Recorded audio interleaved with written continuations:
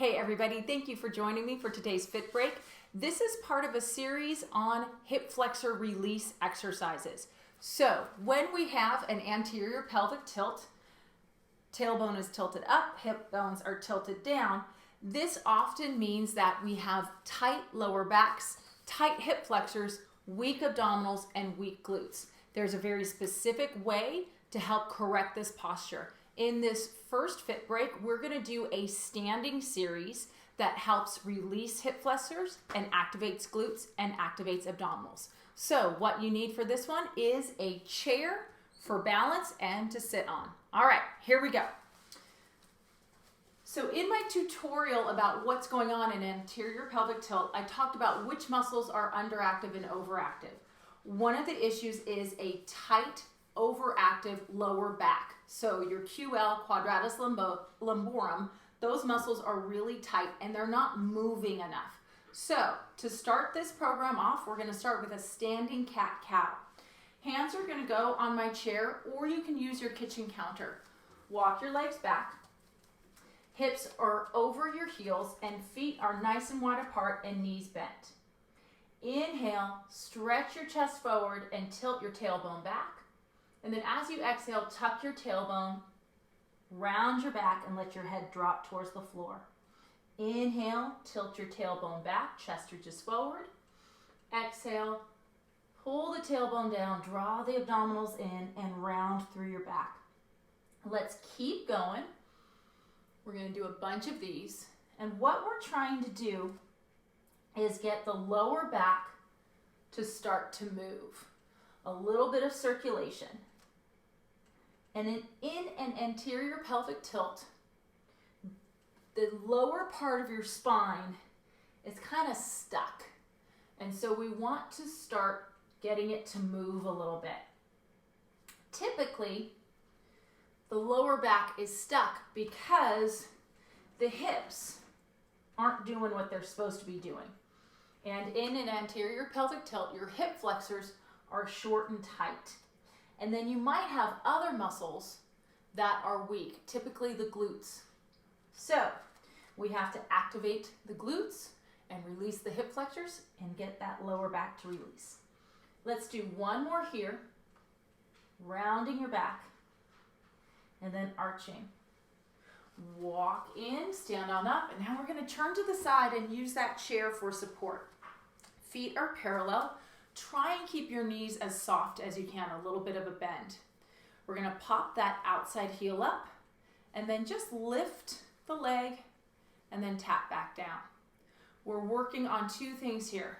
Number one, balance. That standing leg. Try and see if you can keep that hip under your shoulder. And then what we're doing is we're just lifting and lowering the thigh, and that's actually the hip flexor working. So we lift it up and it contracts, lower it down and extends. So we're trying to get circulation into that muscle to get it to start doing its job. Let's do two more. Okay, go ahead and take it to the other side. I'm going to pretend that I have another chair over here. Pop that heel up and let's do 10 on this side. Now, let's start talking a little bit about what your abdominal muscles should be doing. Belly button drawn in. So it's the feeling that your abdominals are pulling in towards your spine. Tailbone is pulling down towards the floor. Keep that standing knee a little bit bent. And that'll help keep that tailbone pulling down. Let's do one more. All right, we're going to go back to our chair. Hands are going to go back and we're going to return to that flat back position and go back into our cat stretches again. Inhale, chest reaching forward, tailbone tilting up. Exhale, belly button to spine, rounding your back. We're going to do just 5 this time. The more we do this, the easier it'll get. So now I want you to start thinking about your abdominal muscles and trying to contract them, pull them in as much as you can. Think about your belly button pulling through your body up towards the ceiling. We're just going to do one more. Exhale, tuck, round. Inhale and release. Walk it back in. We're going to take it back to that side view. Double check your feet that they're parallel. We're going to pop that outside heel up. This time, we're going to lift the leg up, and then we're just going to open out to the side, in, down, up, out, in, down. Just 3 more. You're moving in a range of motion where your pelvis doesn't move. When our hips are super tight in certain spots, when we open that knee to the side, our whole pelvis is going to want to go with it. That's not the point. You're getting the thigh bone, the femur, to move independently. All right, flip it around to the other side. I'm going to do my imaginary chair. Other leg lifts up, standing knee a little bit bent. Think about engaging that glute.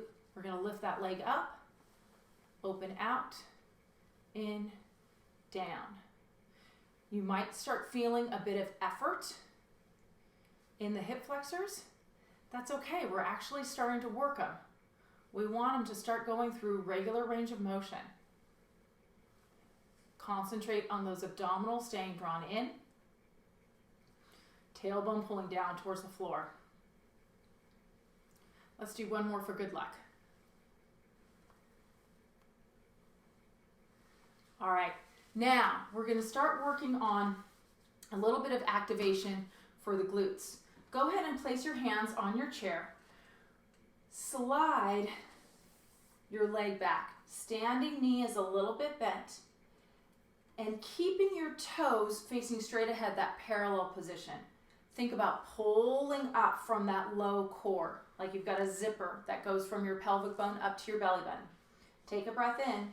Exhale, lift your leg. Inhale, lower. Standing leg is slightly bent. My chest is forward enough so I don't feel the lower back muscles activate. So this is one of the key principles. When we're trying to activate a weaker muscle, we have to be very aware of where we feel the work. The work needs to be in that muscle that we're trying to activate, not in the muscle that's already working too hard.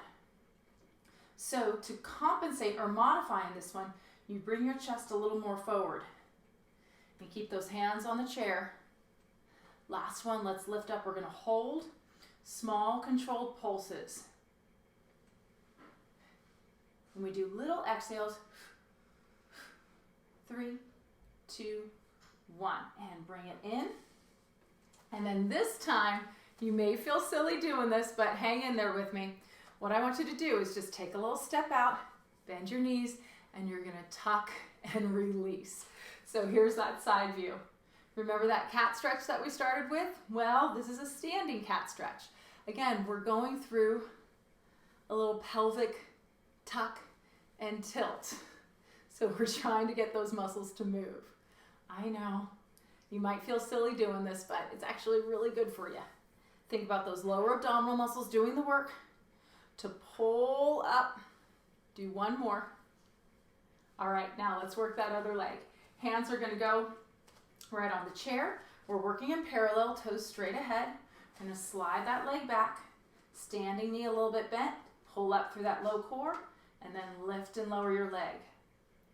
Exhale to lift, inhale to lower. Now, really helpful tip, do this where you can see yourself in a mirror and watch your lower back. Very important that you keep that lower back still.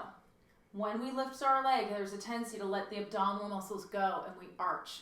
I want you to really think about the abs drawing in and moving in a range of motion where your lower back can stay still. Last one, lift that leg up and hold. Small pulses up. Focus on that spot that you sit on. Those muscles that wrap around the bottom of your sit bones.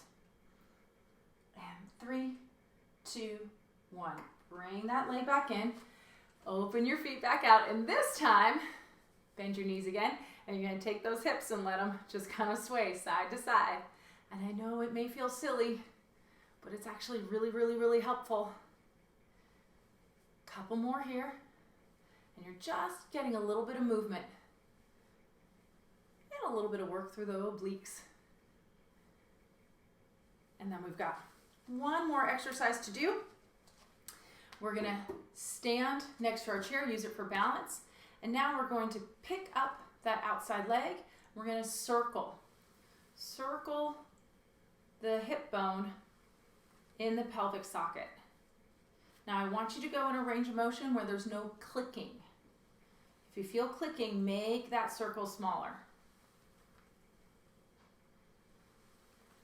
And let's switch directions. We're doing about 5 both ways. Make sure your standing leg, your hip is under your shoulder, and you're not jutting your hip out to the side. One more time. Woo. Now, place that foot down. Okay, a little more hip action. Here we go. We're gonna do circles. Oh, lots of circles.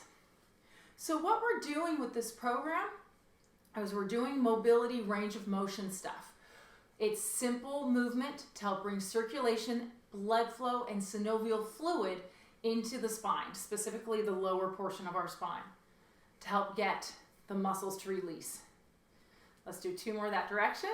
And you gotta remember which way you went. I went clockwise. Okay, now, holding on to my imaginary chair. Well, I really wish I had my chair right now. We're gonna pop that other heel up, and lift it up, and rotate out and around. Now, you don't have to use your chair if you don't want to. This is a great opportunity to practice your balance, but if you're falling all over, grab your chair. And we're gonna switch directions. And again, what we're doing is we're focusing on a range of motion where our pelvis can stay still. No other joints are moving. We're isolating that movement of the femur bone in that hip socket. One more. And then we're gonna place that leg down, soften up our knees, and then do our hip circles the opposite direction. So I'm going counterclockwise this time. The reason why I gotta bend my knees is, again, that same principle. I'm trying to get the pelvis to move by itself and not bring everything with me. This isn't like a hula hoop. I don't think. I can't hula hoop. Story for another day. Let's do 3 more that direction.